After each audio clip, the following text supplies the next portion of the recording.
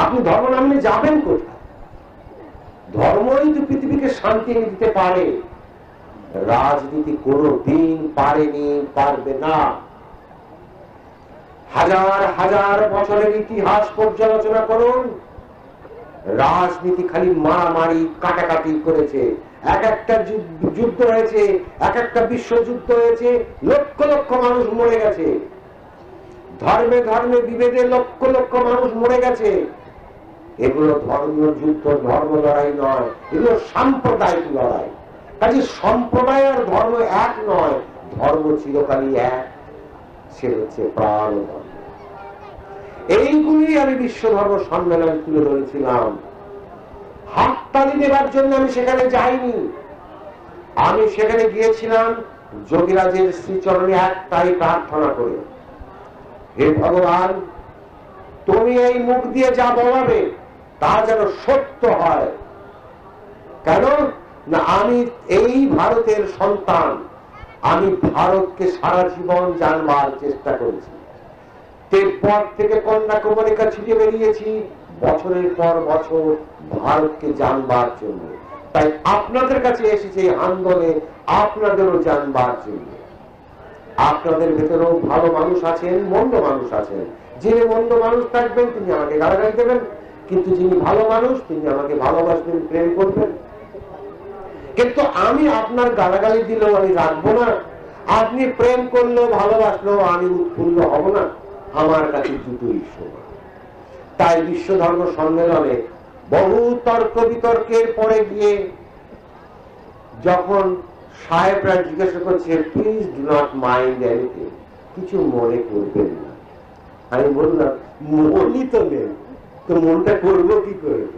ভারতীয় যোগীদের মন থাকে না, তাদের গালাগালি দিলেও যা আর ভালো ভালো কথা বললেও যায়। তো আমি আপনারা ভালোবাসলেও ভালো, না বাসলেও ভালো। তো প্রশ্ন হলো, আজকে যেটা আলোচ্য বিষয়, ধর্ম ছাড়া ভারত নাই, ভারত ছাড়া ধর্ম নাই, এইটাই হোক আগামী দিনের স্লোগান। আর পৃথিবীতে বহু ধর্মের সরিয়ে দাও, এক প্রাণ ধর্মে আমরা ফিরে যাই। তাহলে কি হবে? ভগবান পৃথিবীতে একটা, তাকে আমি গড বলি, আল্লাহ বলি, ভগবান বলি, খোদা বলি, যাই বলতে, সে কিন্তু একটাই সত্তা। পৃথিবী একটা, মানুষ আমরা যে যেখানকার মানুষই হই না কেন, ভাষা পার্থক্য হতে পারে, গায়ের চামড়ার রং আলাদা হতে পারে, পোশাক পরিচ্ছদ আলাদা হতে পারে, কিন্তু মানুষ হিসেবে আমরা এক। কেন এক জানেন? ওই ইংল্যান্ডের লোকটার ম্যালেরিয়া হয়েছে আর এই ভারতের একটা লোকের ম্যালেরিয়া হয়েছে, দুজনকে একই ওষুধ দেবে ডাক্তার। আর ডাক্তারবাবু ওষুধ দেওয়ার সময় জিজ্ঞাসা করে না যে আপনি হিন্দু না মুসলমান না খ্রিস্টান, আপনার জন্য আলাদা ওষুধ, আপনার জন্য আলাদা ওষুধ, এরকম তো বলে না। আপনার অসুখ করেছে, ডাক্তার বললো ব্লাডটা টেস্ট করতে, আপনি রক্তটা নিয়ে গিয়ে ল্যাবরেটরিতে দিয়ে দিলেন। ওখানে কিন্তু ল্যাবরেটরি আপনার জিজ্ঞাসা করছেন না যে আপনার এটা হিন্দু রক্ত নাকি খ্রিস্টানের রক্ত নাকি মুসলমানের রক্ত নাকি বৌদ্ধ ধর্মের রক্ত। ওখানে রক্তের মধ্যে ধর্ম নেই, লেখা নেই, হিন্দু মুসলমান খ্রিস্টান লেখা নেই। ওই বিচার করে রক্ত পরীক্ষা করা হয় না। আবার একটা এদেশের লোক সে দেশে গেছে, সেখানে গিয়ে একটা দুর্ঘটনা ঘটেছে, ডাক্তার তাকে অপারেশন করেছে, রক্ত দিতে, তখন ওই সাহেবের রক্ত আপনার মধ্যে দিয়ে দিল, কি করবে? খালি গ্রুপটা দিয়ে দেবে। তখন ওরে ওই খ্রিস্ট ধর্মের রক্ত, ওটা হিন্দু ধর্মের রক্ত, ওটা মুসলমান ধর্মের রক্ত দেওয়া যাবে না, ওই সকল তো বলে না। তাহলে তার মানে কি মানুষ হিসেবে সবাই এক? তাহলে ধর্ম এক। কেন ধর্ম এক? না, আমরা সবাই একই পৃথিবীর বুকে জন্মগ্রহণ করি, এইখানেই পিল পিল করে ঘুরে বেড়াই, ফুটে মুটে খেয়ে সবাই বেঁচে আছি, একই অক্সিজেন, হাওয়ার থেকে আমরা অক্সিজেন নিচ্ছি ফসফস করে, একই রকম ভাবে মায়ের পেট থেকে একই পদ্ধতিতে বেরিয়ে আসলাম, পৃথিবীর বুকে একই পদ্ধতিতে ঘুরে বেড়াই, রুলস এন্ড ডিসিপ্লিন কিন্তু একই। তারপর অসুখ করলে সেই একই পদ্ধতিতে ওষুধ খাচ্ছি, জল খাচ্ছি, পানীয় খাচ্ছি, দুধ খাচ্ছি, ভাত খাচ্ছি, রুটি খাচ্ছি, যার যেরকম ভালো লাগছে খাচ্ছে। তারপর একদিন একই উপায়ে মরে গেলাম। তার পার্থক্যটা কি? পার্থক্য হলো যে আমরা নিজেরা পার্থক্য করে ফেলেছি। একটা গুণা দিচ্ছি আপনাদের কাছে। একবার কাশি থেকে লখনৌ যাচ্ছি, আমি একাই আছি, আমার কাঁধে একটা কাপড়ের ব্যাগ ঝোলানো আছে, একটা রিজার্ভ কামরায় উঠেছি, একটা সিটে বসে আছি। আমার পাশে একজন সাধু মহারাজ এসে বসলেন। বসে আছেন, ঠিক আছে, আশেপাশে আরো অনেক প্যাসেঞ্জার আছেন। তা ওই অন্যান্য প্যাসেঞ্জার তারা ওনাকে জিজ্ঞাসা করছেন, আপনি কতকাল সাধু হয়েছেন? হ্যাঁ, এই সময় তাদের মধ্যে গল্প হচ্ছে, প্রায় ঘন্টাখানিক গল্প চলবে। তা আমি তো বোকার মতন চুপ করে বসে আছি, কোনো কথাবার্তা বলছিল, শুনছি। অনেকক্ষণ পরে ওই প্যাসেঞ্জার গুলো বলছে, কি মনে হয় আপনি তো কিছু বললেন না, হিন্দিতে কথা হচ্ছে। তাই বলল, না আমি শুনছি আপনাদের কথাবার্তা, কি বলবো, আমি মুখটুকু মানুষ বুঝে টুঝি না। বল না, আপনি কিছু বলুন। আমি কি বলবো, আচ্ছা একটা কথা জিজ্ঞেস করি। তো সেই সাধু মহারাজকে জিজ্ঞাসা করলাম, আপনি কোন ধর্মের সাধু? বলেন, আমি বৌদ্ধ ধর্মের সাধু। আচ্ছা, আপনি সাধু হয়েছেন কতদিন? বলে 20-21 বছর। বাক্য। তা এর আগে আপনি কোথায় ছিলেন? বলে, আমি সংসারে ছিলাম। তো তখন কি আপনার কাছে, তখন আপনি কোন ধর্মের ছিলেন? বলে, আমি তখন হিন্দু ধর্মের ছিলাম। কেন, আপনার বাবা মা হিন্দু ছিল বলে? বলে না। তাহলে আপনি যখন ভোগ গজালো তখন আপনি ধর্মটাকে পরিবর্তন করে আপনি বৌদ্ধ ধর্মে গেলেন, ঠিক আছে। তাহলে আপনি যখন ছোট্ট শিশু হয়ে জন্মেছিলেন তখন আপনার কোন ধর্ম ছিল? তখন কি আপনি জানতেন যে আপনি হিন্দু ধর্মের? তখন কি আপনি জানতেন যে আপনি বৌদ্ধ ধর্মের? বলে, না জানতাম না, তখন জ্ঞান কমই ছিল না। তাহলে আপনার কথা এটা বোঝা যাচ্ছে যে যতক্ষণ আপনার জ্ঞান আছে ততক্ষণ আপনার কাছে ধর্ম টনটন করছে। আচ্ছা, মনে করুন আপনার এখন পেটের মধ্যে প্রচন্ড ব্যথা, আপনাকে হসপিটালে ভর্তি করে দেওয়া হলো, ডাক্তারবাবু একদম চাকুতে শান দিচ্ছে, বলছে পেট কাটবো, শুয়ে পড়ো। অজ্ঞান করে দিল, 2 ঘন্টা অজ্ঞান। তারপর জ্ঞান আসতে আরো 2 ঘন্টা, 4 ঘন্টা অজ্ঞান। এই 4 ঘন্টা আপনার কোন ধর্ম? বুঝি আর কোন কথা কেন? এই 4 ঘন্টা আপনার কাছে কোন ধর্ম আছে? আপনার বৌদ্ধ ধর্ম আছে তখন? বুঝলেন, তা কি করে থাকে? তাহলে ধর্মটা আপনার ইচ্ছার উপরে নির্ভর করে। আপনি আজকে বৌদ্ধ ধর্মে আছেন, তাহলে কি আরেকটা অন্য ধর্মে যেতে পারেন, খ্রিস্ট ধর্মে যেতে পারেন, বা অন্য কোনো ধর্মে যেতে পারেন। বলছে, হ্যাঁ যেতেই পারে।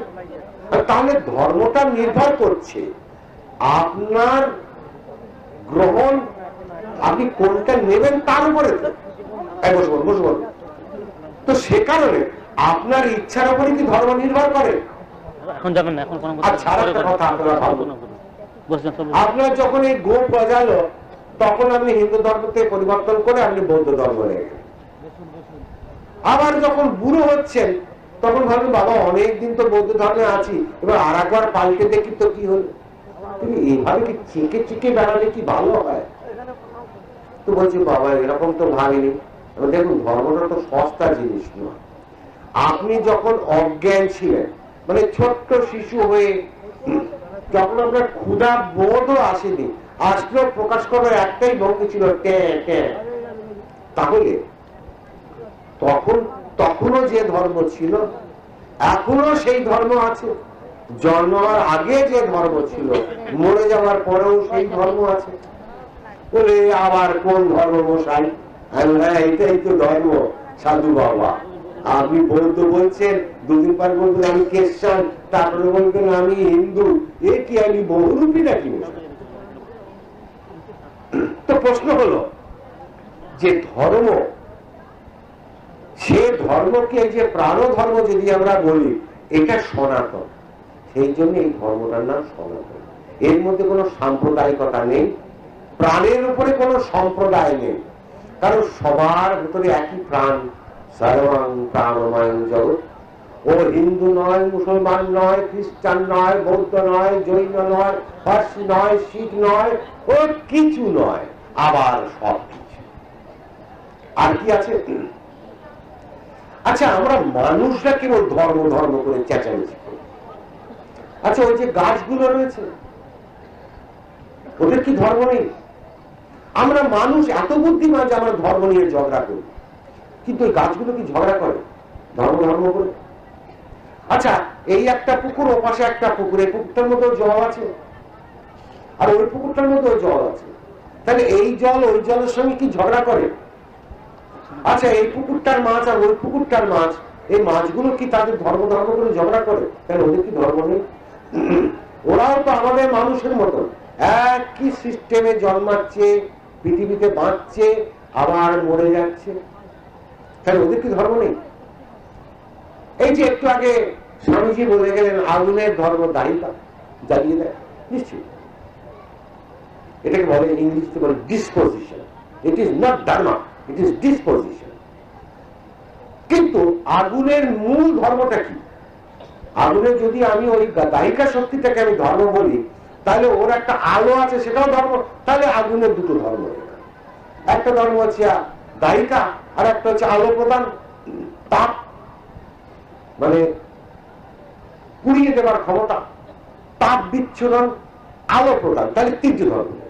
তাহলে আগুনের তিনটি ধর্ম, অতএব ওটার ধর্ম, ওটা ডিসপোজিশন। ওটা হচ্ছে ওর জাগতিক ধর্ম, অধ্যাত্ম ধর্ম নয়। অধ্যাত্ম ধর্ম বড় গুণ রহস্য। তা সেই অধ্যাত্মটা কি না, ওর কাজ ও করবে, এইটা কি কাজ পরে।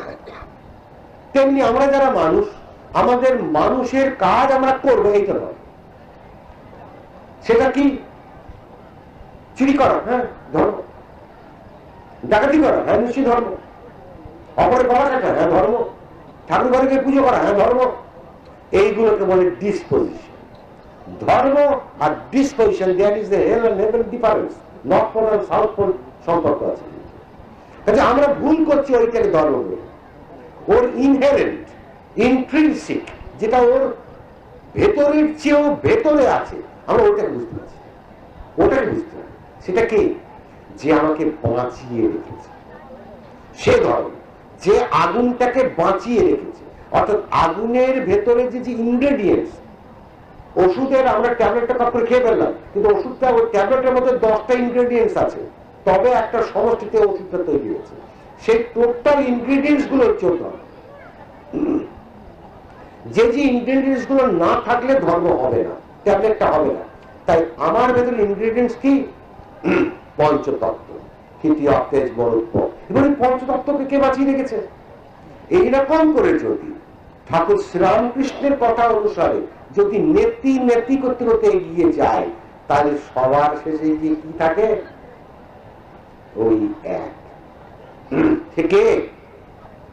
কে সেটা? তাকে আমি প্রাণকৃষ্ণ বললে হ্যাঁ ঠিক, তিনি এই দেহরূপ কেল্লা দুর্গের ভেতরে তিনি অধিপতি, তাই তিনি দুর্গা। তাকে কি নাম দেব? তাকে প্রাণ বললে প্রাণ, কৃষ্ণ বললে কৃষ্ণ, দুর্গা বললে দুর্গা, শিব বললে শিব, যা বলবো সে তাই। খোদা বললে সে খোদা, আল্লাহ বললে সে আল্লাহ, তারপরে গড বললে গড। যা তাকে আমি কি, ও তো আমরা নামকরণ করছি, ভগবান করেনি। মোট কথা একটা শক্তি আছে, যে শক্তিটা এখনই দেহ ছেড়ে দিলে এখনই মৃতদেহ, সেইটা হচ্ছে ভগবান। তাকে আমরা আমাদের ভাষায় বলছি প্রাণ, ওদের ভাষায় বলছে গড, ওদের ভাষায় বলছে আল্লাহ, ওদের ভাষায় বলছে যা যা ভাষা বলে যাচ্ছে, কিন্তু ব্যাপারটা এক। তাই সেটা হচ্ছে সনাতন। কেন? ও কোনোদিন জন্মায় না, কোনোদিন মরবে না। তাই সেই কৃষ্ণ গীতার মধ্যে বলছেন, আমার জন্ম নাই, মৃত্যু নাই, আমাকে আগুনে পোড়াতে পারবে না, রোদে শোকাতে পারবে না, অস্ত্রে কাটতে পারবে না, আমার হ্রাস নাই, বৃদ্ধি নাই, জরা নাই, ব্যাধি নাই, আমি সব কিছুর অতীত। কিন্তু আমরা বাস্তবে দেখতে পাচ্ছি দেবকী নন্দন কৃষ্ণ মরে গেছে। এই কৃষ্ণ কোন কৃষ্ণ? ওই প্রাণ কৃষ্ণ। তাকে আমি প্রাণ কেন বলবো? ওটা আমার ভাষা, ভারতীয় ভাষা, এই হিসেবে প্রাণ বলছে। ওরা বলছে গড, ওরা বলছে আল্লাহ। আরে বাবা, ব্যাপার তো এক। ওই মুসলমান যে তার ভেতর রয়েছে প্রাণ, খ্রিস্টান যে তার ভেতর রয়েছে প্রাণ, আমার ভেতরেও সেই প্রাণ। মুরগিটা কক কক করছে, তার গলা কেটে ঠ্যাংটা চিবিয়ে চিবিয়ে খাচ্ছে, ওর ভেতরেও সেই প্রাণ। এই যে কালী মন্দিরগুলোর সামনে মাগো এই দেখ পাঁটা বলে দিচ্ছি, আরে তুমি নিজে যে পাঁটা হয়ে বসে আছো সেটা তো তুমি দেখছো না। তুমি পাঁটা বলি দিচ্ছ কিভাবে জানো? এখন পাঁটা বলিটা কি করে দেওয়া হয়? পশু বলি। আরে পশু বলি তো তোমার ভেতরের বলি বলতে, পশুটাকে বলি না, ওটা যেমন ওটা থাক, আর ওটা না থাকলে ওর মাংসটাকে আমি চিবিয়ে চিবিয়ে খেতে পারবো, তাই ওটা থাক ওই পশুটা। এবার ওই পশুটা তখন কাঁদা পাতা খাচ্ছে, মায়ের পুজো হচ্ছে মন্দিরে, আর ওদিকে বাড়ির গিন্নি তখন মশলা বাড়ছে, ছাগল তখন পেটা করছে, মশলা বাটা হচ্ছে। এই সেদিন একটা ঘটনা বলছি, এই গত কালী পুজোর আগে একজন জোয়ান ছেলে, ইয়াং ম্যান, একটা ছাগল কিনেছে, ট্রেনে উঠেছে, এবার লোকাল ট্রেনে। তো তার সঙ্গে আরো কয়েকজন লোক, তার বলছে দাদা ছাগলটি কি বলি দেবেন না কালী ঠিকানা? বলছে হ্যাঁ, উৎসর্গ হবে। বলছে বাবা ছাগল তো বেশ ভালো, বেশ কালো কুচকুচ খেয়েছে। তা আরেকজন বলে 7-8 সের হবে রে, এসব হচ্ছে গল্প। আর যে ছাগলটা নিয়ে যাচ্ছে সে বলছে দেখুন বড় মুশকিলে পড়ে গেছি জানেন, বাড়িতে এত আত্মীয় স্বজন আসবে যে তাদের আমি প্রসাদ সবাইকে দিতেই পারবো না। হায় ভগবান, ছাগলটা তখন প্যাটা করছে, কিন্তু প্রসাদ হয়ে গেছে। এই তো আমাদের ভগবানের পুজো। আমি আগে ওজন করে কোলে তুলে দেখে নিলাম কতখানি আছে, তাতে ওর দাম হচ্ছে, প্রাণের দাম হচ্ছে। হায় ভগবান, প্রাণের দাম হয়, পয়সা দিলে প্রাণ পাওয়া যায়। তাহলে লোকটা যদি মরে গেল তাকে পয়সা দিলে তো বাঁচিয়ে দিত, পাচ্ছে কি? ছাগলটাকে কি আমি পৃথিবীতে এনেছিলাম? তার গলা কাটার অধিকার আমাকে কে দিয়েছে? মা কি বলেছে কালিমা যে তুই ছাগলটাকে বলি দে, তাহলে আমি সন্তুষ্ট হব?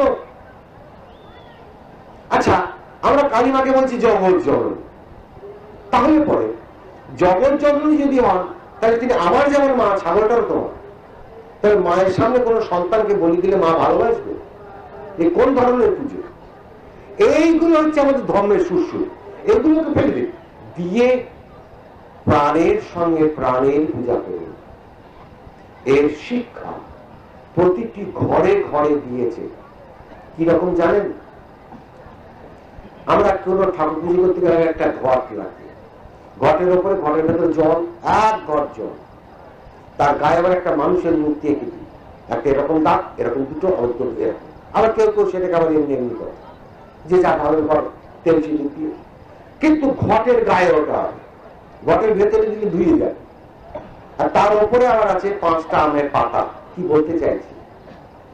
হ্যাঁ, এইগুলো হচ্ছে প্রতীক। 5টা আম পাতা মানে পঞ্চপ্রাণ, ওই ঘটটা মানে দেহ ঘট, ওর ভেতরে আছে জল। মানে ভারতবর্ষের 3 দিকে জল, এই আমাদের মনুষ্য শরীরের মধ্যে 3 ভাগ জল, এর সঙ্গে সামঞ্জস্য করা আছে। আর সারা ভারতবর্ষের মধ্যে অনেকগুলো প্রদেশ আছে, তার মধ্যে একমাত্র পশ্চিমবঙ্গই একটা প্রদেশ যার উত্তর দিকে হিমালয়, দক্ষিণে সাগর। তাই ভগবান বলছেন ওই দক্ষিণে গিয়ে মুনিনাং কপিলাং, গঙ্গার এপারে মুনি কপিলাং, এপারে ভগবান। শ্যামাচরণের মন্দির তৈরি হচ্ছে ওখানে। কাজে এই গঙ্গার এপার ওপার দেখা যায় না। যদি আপনারা নদী করে ওই গঙ্গাটা পার হন, বুক দুরু দুরু করবে, এই কোথায় ডুবে গেলাম, এত বড় গঙ্গা।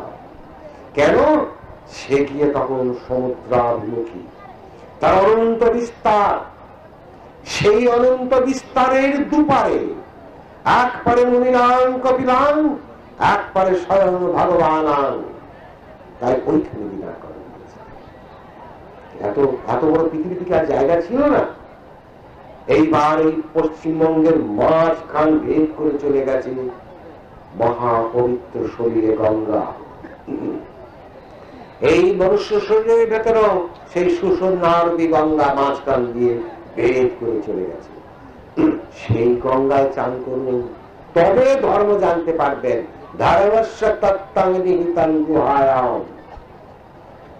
আজকাল আবার তাকে পরিবর্তন করে খবরের কাগজে লেখা হচ্ছে, মন্ত্রে নাকি লেখা আছে ধর্মস্য তত্ত্বং নিহিতং,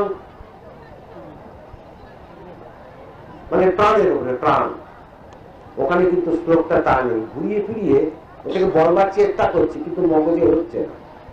না হতে গিয়ে খোদার উপরে খোদকারি করতে গেছে, মুনি ঋষিদের উপরে কলম মারতে গেছে, হয় না।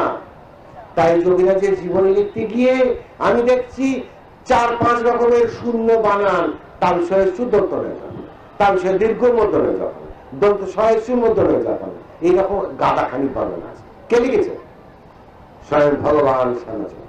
আমি বললাম আমি খোদার উপরে খোদকারি করবো না, ওর ভেতরে কোন বানানটা সত্য আমি জানি না, ভগবান জানে। ও ভগবান জানে কিছু তাই থাক, দেখবেন আপনারা পুরাণ পুরুষ খুলে ওই বানান লেখা আছে।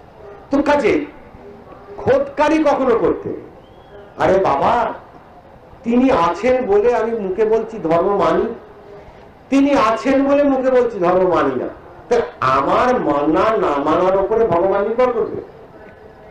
আমি ধর্ম যদি মানি তবে ধর্ম হবে, আর আমি যদি না মানি তাহলে ধর্ম থাকবে না। এবার কোন ধরনের বিচার? যে সত্য সে চিরকাল সত্য। আকাশে সূর্য উঠেছে, আমি এড়ে তর্ক করলাম, সূর্য ওঠে না, প্রমাণ করো। বলে ওই দেখ সূর্য উঠেছে, বলে আমি চোখ বন্ধ করছি দেখবো না, এবার তর্ক হয়ে গেল। তো এই ইয়ে তর্কের সঙ্গে কে বলতে যাবে? আমি কিন্তু আমাদের গ্রাম বাংলার কথাই বলছি, এইরকম কথাবার্তা হয় গ্রামের মধ্যে। তা আমি আপনাদের মতো হয়ে আপনাদের ভেতরে ঢুকে গিয়ে আপনাদের বোঝাবার চেষ্টা করছি। আমি কিন্তু কঠোর ভাষায় যাচ্ছি, কঠিন শব্দের মধ্যে আমি যাবো না, আপনাদের যাতে বুঝতে সুবিধে হয় ঠিক সেইটার মতো করে আমি বলবার চেষ্টা করছি। তো কাছে কাছে আমাদের বুঝতে হবে যে ধর্ম আছে বলে আমি বেঁচে আছি, আর সেই ধর্মকে আমি মানব না। তাহলে আমার জীবনে এই যে প্রশ্নটা আছে, মনুষ্য জীবনে ধর্মের প্রয়োজনীয়তা, প্রয়োজনীয়তার প্রশ্ন আসছে কেন? ওর অস্তিত্ব আছে বলে আমি বেঁচে আছি, ওর অস্তিত্ব আমার অস্তিত্ব। আরে বাবা তার অস্তিত্বকে বাদ দিয়ে আমি বাঁচবো? আমি যদি পিতামাতার অস্তিত্ব বাদ দিই তাহলে আমি শরীরকে প্রেরণ করতে, আবার এই শরীরটাকে যার দৌলতে পেলাম, আর একে যে বাঁচিয়ে রেখে দিয়েছে তাকে আমি অস্বীকার করবো কি? এই যে অনস্বীকার্য যা অবশ্যম্ভাবী, তার সঙ্গে প্রয়োজন অপ্রয়োজন কোনো প্রশ্ন নেই, ইট ইজ মাস্ট।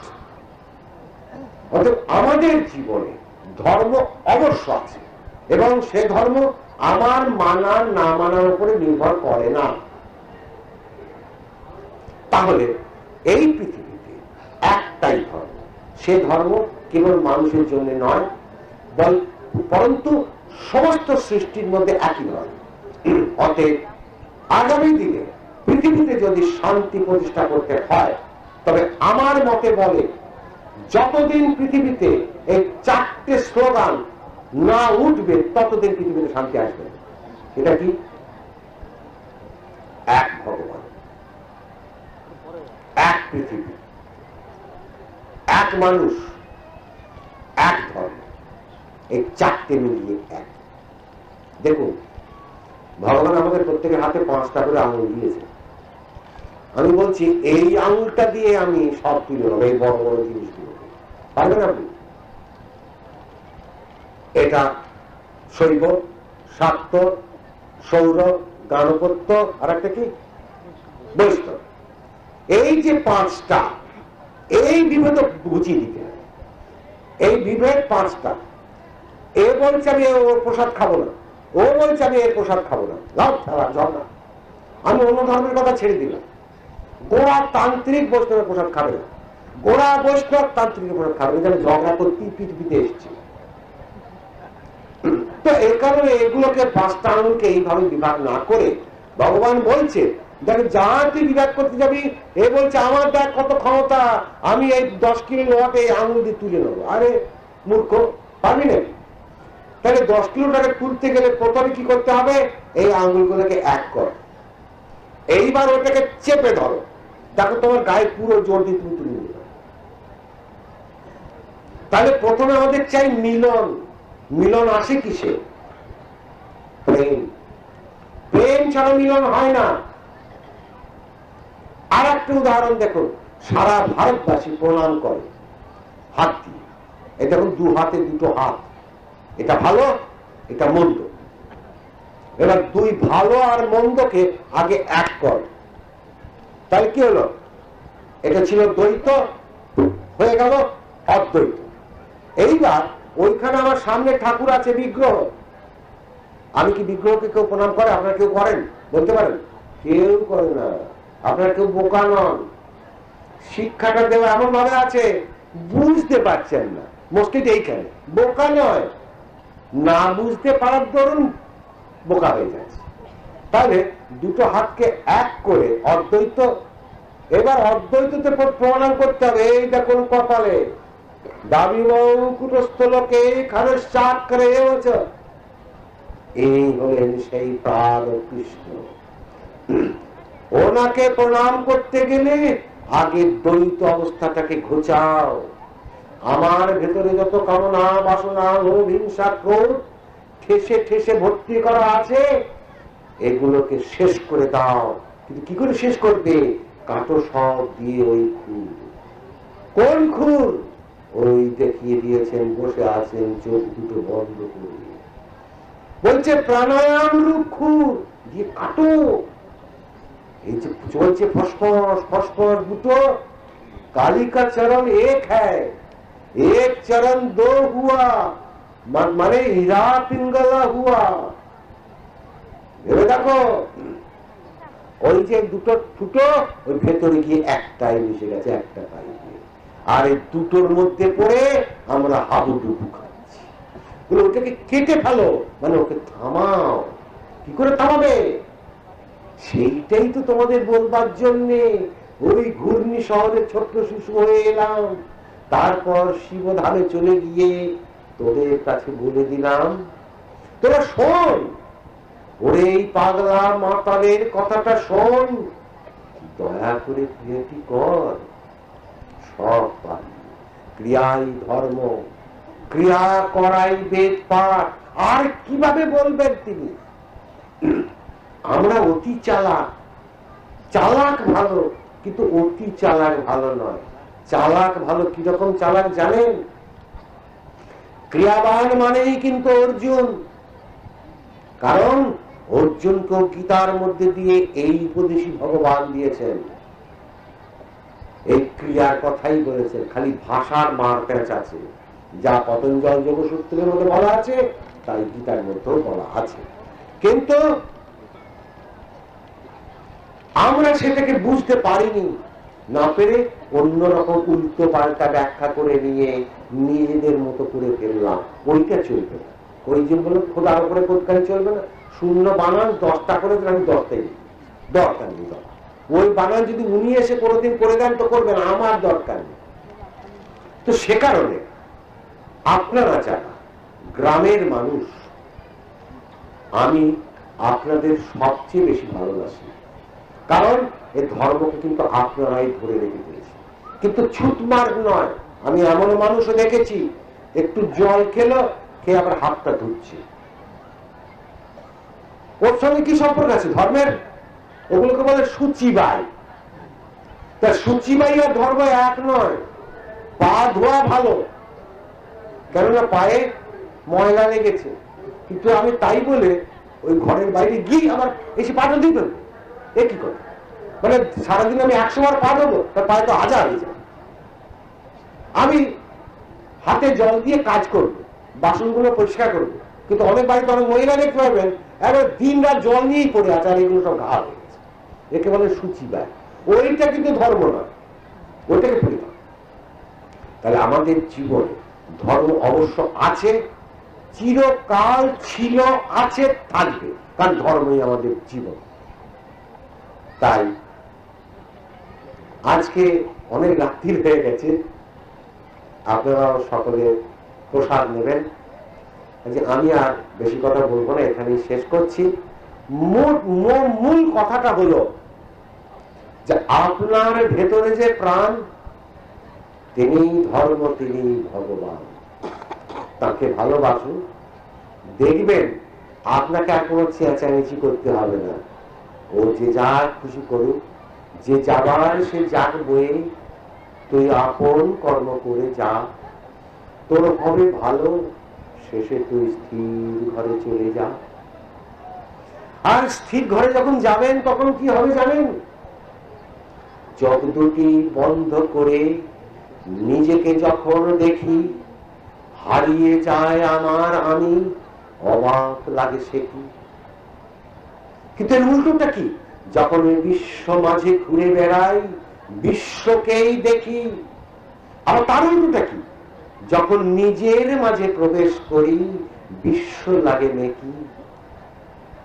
তাহলে এইটা যে কন্ট্রোভার্সি, এই কন্ট্রোভার্সিটাকে বুঝুন, তাহলে আপনি একটা সঠিক মানুষ হবেন।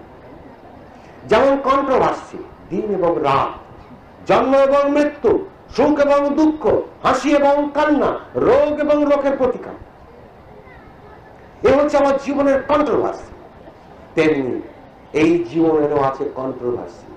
যখন বিশ্ব মাঝে ঘুরে বেড়াই, বিশ্বকেই দেখি, কিন্তু যখন নিজের মাঝে প্রবেশ করি বিশ্ব লাগে নাকি। কারণ তখন আমি অনন্তের সন্ধান পেয়ে গেছি, এইটাই ধর্ম।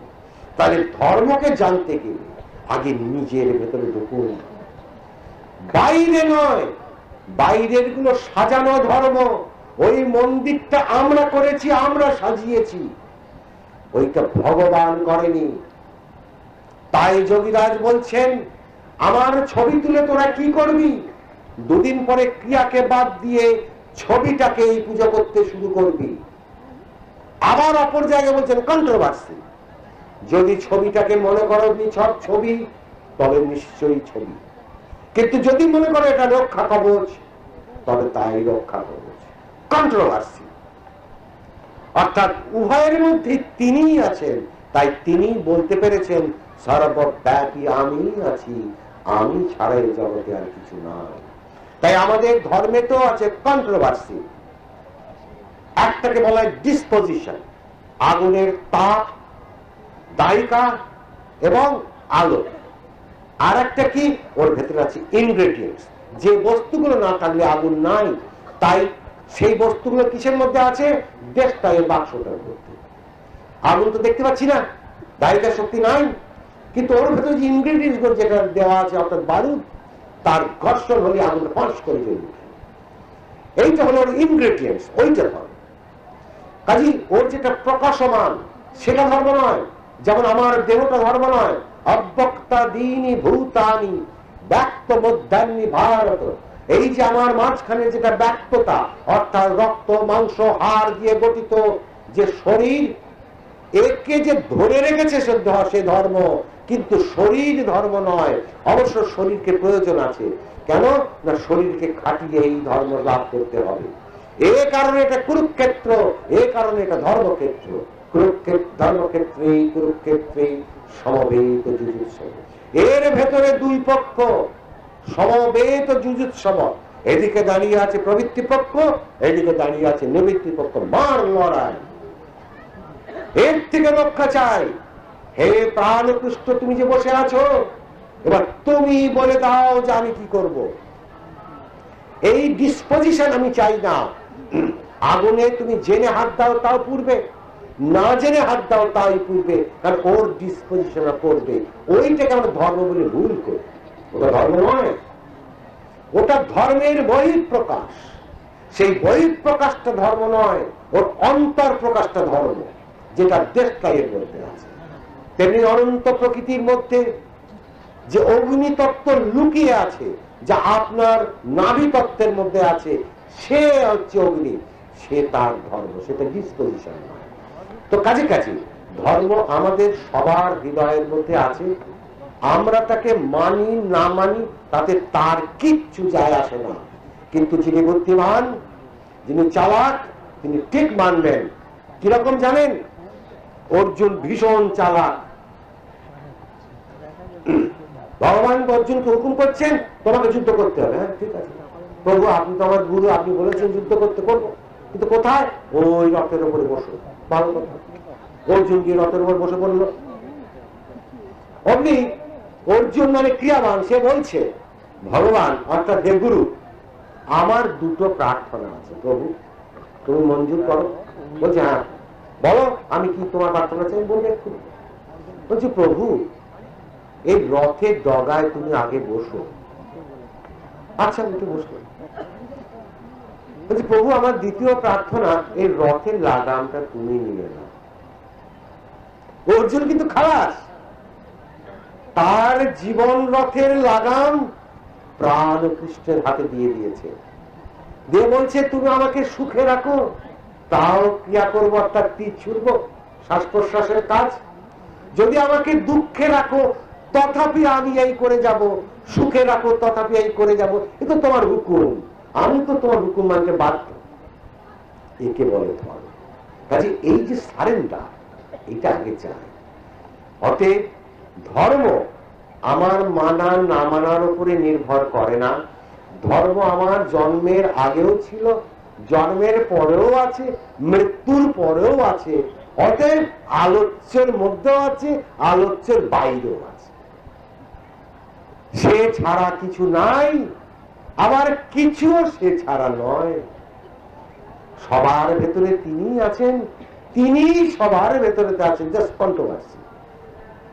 অতএব এই আলোচনা এইটুকুই প্রয়োজন যে হে ভগবান, আমরা যেন সবাই কোটি কোটি মানুষ তোমার কাছ থেকে এসেছি, আবার তোমার কাছে ফিরে যেতে চাই। এইটুকু বলে আপনাদের সকলের ভালোবাসা, আপনাদের হয়ে আমি ভগবানের কাছে এইটুকু প্রার্থনা করি, আপনারা সবাই ভালো থাকুন, মন দিয়ে আপনাদের গুরু প্রদত্ত সাধন করুন। অহেতুক কচকচানির কোনো দরকার নাই। জ্ঞান আপনার ভিতরেতে আছে, সেই জ্ঞানটাকে চোখ বুঝে দেখার চেষ্টা করুন। চোখ খোলা জ্ঞান নয়, চোখ বন্ধ করার পর যে জ্ঞান, সেই জ্ঞানকে আহরণ করুন।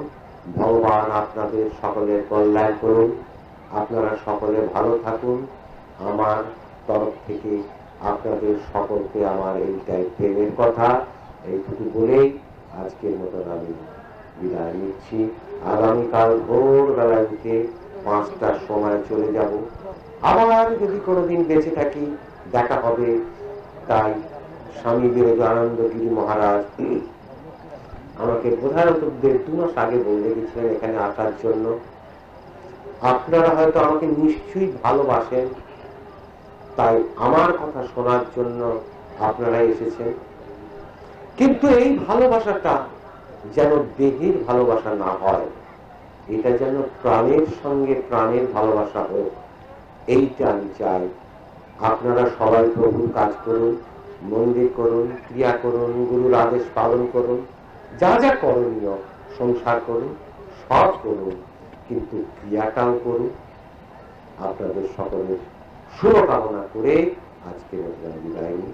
জয় গুরুদেব, জয় গুরুদেব।